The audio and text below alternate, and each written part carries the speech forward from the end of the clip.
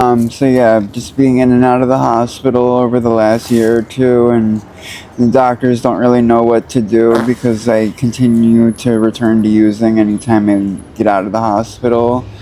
So they don't really know how to go about intervening surgically or what steps to take next until I have some clean time under my belt and am ready to leave this life behind, and then they'll kind of decide from there. Other than that, my only other option really is amputation, which I really don't want to go through with.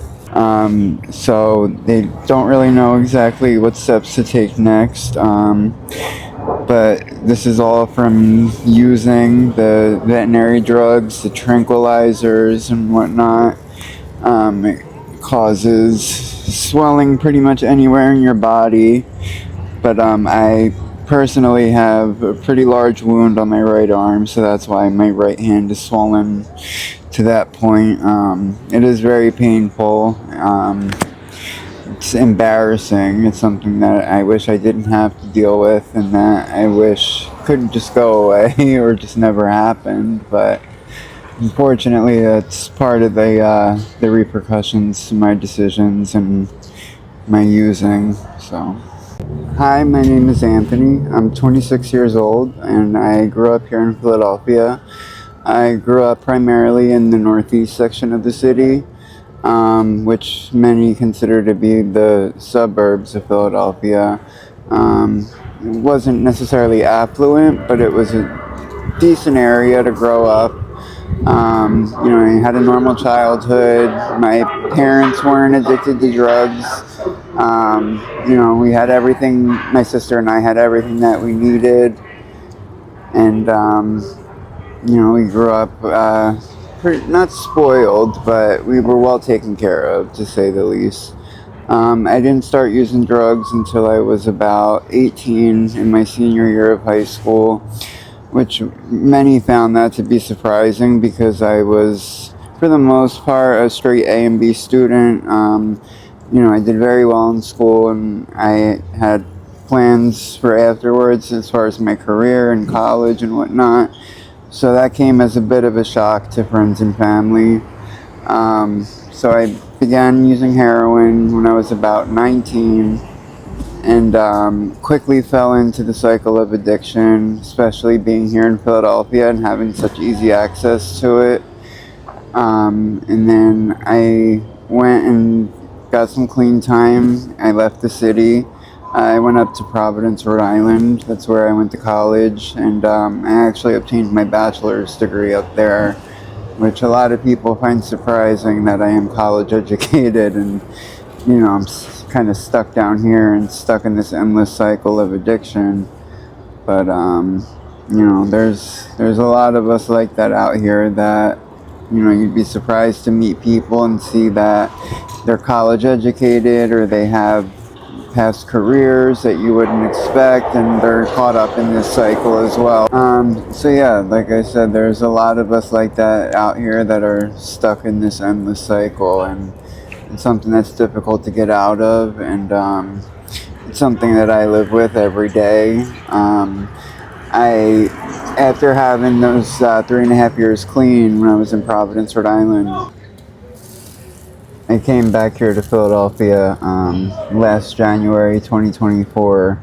I came down to visit my mom, who also got caught up in the cycle of addiction. But like I said, she didn't use it all when I was growing up. She didn't start using until she was much older. So during the time that I had clean, she was on the streets down here, homeless and using. So I came down for what was supposed to be the weekend to visit her, and I ended up using for what was supposed to be one time, and it just kind of took off from there. So one weekend turned into me being here a year and a half later, going on almost 2 years now, and daily life for me is being on the streets for the first time ever in my life. That's something that I never foresaw. In order to support my habit financially, I tend to boost a lot, which for those who don't know, boosting is stealing, retail theft. It's stealing items from retail vendors and reselling them for your own profit and financial gain. That's my primary source of income. It's something that I'm not proud of, but it's what I have to do to support my addiction because I don't receive any kind of financial help from the government or family or anything. Yeah, so aside from that, my daily life consists of getting high. If I'm not out stealing, I'm buying drugs, using drugs, or just knocked out from the drugs. It's affected my health a lot. I've talked about the issues with my arm and my hand before in previous videos. I'm still dealing with that, unfortunately. I've been in and out of the hospital many times over the last year, 2 years now, and that's been a struggle for me as well. Doctors don't really know what to do with it because I continue to keep using. I go in the hospital, get IV antibiotics for maybe a week or two, and go right back out and return to using again. So having a parent who's an addict is very difficult to deal with. My mother, she's currently incarcerated, but she has been caught up in the cycle of addiction for the last 5 or 6 years, I'd say. Like I mentioned earlier, growing up, she never used drugs, and my sister and I were well taken care of. But unfortunately, my mom did get caught up in that cycle, as did I. And to this day, we still remain to be very close. She's my best friend. We were out here together for a while before her incarceration. Like I mentioned, she's the reason I actually came back to Philadelphia, and that's when I had relapsed, and we were out here together, on this journey or whatever you want to call it together. And to this day, she's still my best friend. I don't hold her accountable or blame her in any way for anything, and that's all. So I would see my dad when I was younger. My parents, they split up when I was about 4 years old. They divorced, and then I would go with him. It was an every other weekend type of deal. So he was involved to an extent, but when I was about 14, I was old enough to kind of make my own decisions. Then I decided I didn't want to see him anymore. Him and I, we just never jived or had that kind of relationship that I would have hoped to have, especially not like my mother and I have. So what would you say the root cause of your addiction is? It's hard to answer. I mean, the root cause would probably be when I was introduced to Percocet and oxycodone. I was about 16 or 17, and the feeling that they gave me, that euphoric feeling and just kind of escaping reality, was very appealing to me. And then once I was introduced to heroin at about 19, I got that same feeling times 10, so I was instantly addicted to that. An old high school friend of mine had introduced me to it for the very first time, and like I said, instantly I loved it. And around that time is when the fentanyl had started coming out on the streets, so I was kind of pulled into that whole scene. Fentanyl and trank, also known as xylazine or medetomidine. And do you smoke or shoot it? I inject. I mean, sometimes I smoke it, but typically I inject. Do you inject into your wound sometimes? Because I see people doing that. Yeah, I have.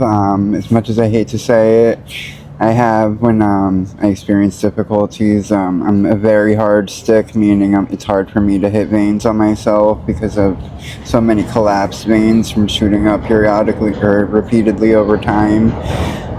So I'm not gonna lie, there have been times where I have shot up directly into that area just to kind of get it, done and over with and get well and get that instant relief. How do you feel about the smell? How do you deal with the smell? It's embarrassing. I mean, as much as I hate to say it, I guess you kind of get used to it when it's you yourself, but you're constantly aware of the fact that, you know, it is unappealing, especially to others, and, you know, like I said, it can be very embarrassing and it sucks to deal with. So technically I'm homeless right now. This is the first time that I've ever lived on the streets. I've never been homeless before. Even in my previous years of addiction, I always had somewhere to live. Periodically I'll have somewhere to stay here and there, like a friend's place or my grandparents, but I currently don't have any type of permanent housing. Have anything horrible happened to you while you've been out here, or have you seen anything horrible happen to other people?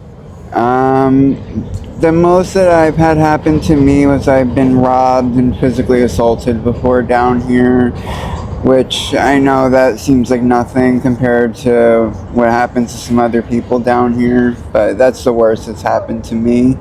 But I've heard a lot of stories of, you know, people being raped and also being robbed or held at gunpoint, things of that nature, and those are all obviously very traumatizing situations.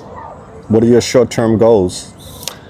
To get clean, go away to rehab, get clean, stay clean, and probably to get out of the city again, because I was most successful by doing that previously. What advice would you give to those who are in recovery? It's hard for me to say just because I'm currently in active addiction, so I still haven't learned how to maintain recovery quite yet. But the most I can say is just keep going with what you're doing and stay strong and continue doing whatever it is you do to avoid falling back into the cycle of addiction and, you know, stay moving forward. That's right. What advice would you give to the teenagers about drugs? Stay away from Kensington. That's first and foremost. Not even just Kensington, because it's spreading everywhere. Not even just throughout our city, even in other states and whatnot, which is scary. But I would suggest not experimenting with any type of illicit street drugs, and if you do, be very, very careful and cautious with what you're doing, because they're putting God knows what in anything, including marijuana these days. So, if people want to help you, what help do you need? I mean, financially, obviously, that's a big one. Housing. And like I said, mostly the first step for me is to go away and get help in a rehab type of situation. But housing is a big thing for me, because if I go to rehab, you know, I can always do that, but then it's like I'm coming right back out to nothing. So having some sort of permanent housing set up is definitely needed. There are a lot of people in this world who judge people who struggle with drug addiction. What's your message for the world? My message to the world of people struggling with drug addiction is to not give up. Continue trying. I know it might seem defeating every time you try to get sober and you end up relapsing or you're not able to achieve sobriety. Don't let that keep you down. Keep moving forward, you know, stay motivated and do what you need to do, and eventually we'll get there. All right, brother, thank you so much for sharing your story with us. We'll stay connected Absolutely. with you, and we're rooting for you to get your life back. A lot of people, you know, saw your video and they like, damn, he's a handsome guy. We pray that he get out of Kensington. So you got a lot of people rooting for you and supporting you, man. So just believe in yourself, right, brother? Yep. There is a wound care set up. You know about it? Yeah, I visit them pretty much daily. I mean, I have some of my own stuff, but sometimes I'll go to them and have them do it for me and whatnot. Well, we're gonna add more to your stuff. Oh, thank